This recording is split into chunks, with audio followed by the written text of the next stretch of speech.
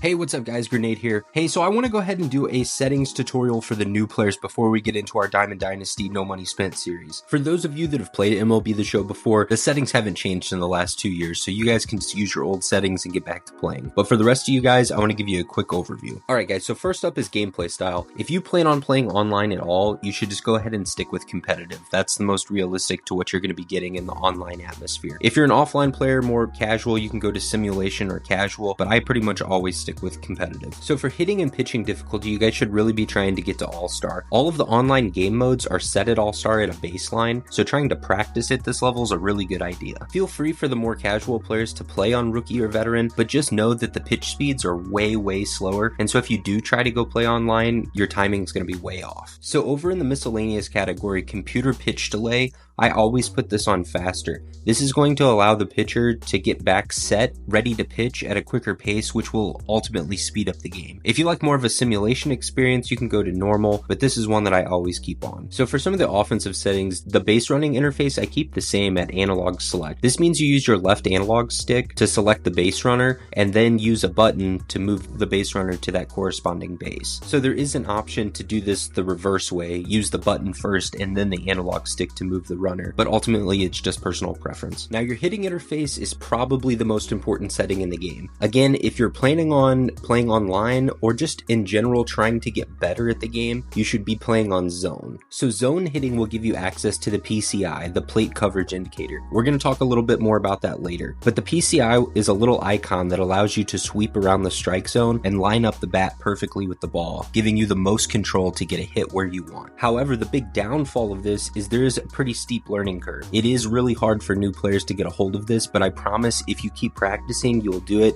and it will be totally worth your time. So if you are a more casual player or you just kind of want to pick up and play, I would suggest going to directional hitting. This just allows you to use the left analog stick and point in a direction, left, right, up, or down, to generally try to hit the ball in that direction. All you have to do is time up the pitch correctly and it'll hopefully send the ball in that direction. So this is what one of the PCIs look like. This is pretty similar to something that I use. So there's a center, inner, and outer icon. These are all just different variations of ways to help you line up the bat with the ball. The PCI anchor setting will allow you to adjust the starting position of the PCI at the beginning of each at bat. There's an option called preset, which gives you 9 options, or you can move it to free, which will allow you to move the PCI into any area in the strike zone and anchor it down at the beginning of each at bat. The rest of these settings are all just personal preference. They allow you to change the shape, color, and brightness of your PCI. I suggest just to go into the practice mode and play around with it until you find one that you really like. So for pitching, I only really recommend using pinpoint. This allows you just to draw the shape of the pitch and it gives you the most control and accuracy. There are a few other options like pulse, which is kind of similar to either a jump shot meter from 2K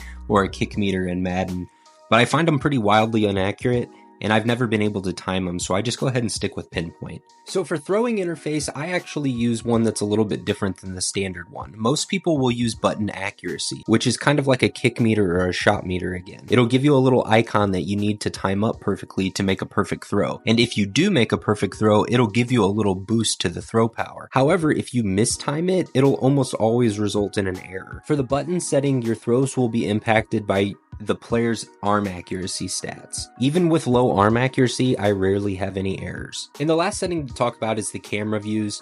For the hitting view, I tend to use strike zone high. Sometimes I'll go ahead and switch to strike zone 2. They're both pretty zoomed in so that you can see the ball come right out of the pitcher's hand. If you want a little bit more of a cinematic experience, you can use zoom or strike zone 3. And then for the pitching view, I use pitcher offset, which is kind of over the shoulder from the pitcher. I feel like that works really well with the pinpoint pitching. At the end of the day, this is all just personal preference. You guys will probably have to go into a practice mode and play around with some of these settings to see what you like, and you can always just go ahead and change them later. Hopefully this was helpful for you guys. If you have any questions, leave it in the comments below. I'll try to get back to you. If you need to see some more in-depth tutorials, let me know as well. Like and subscribe. I'll see you guys on the next one.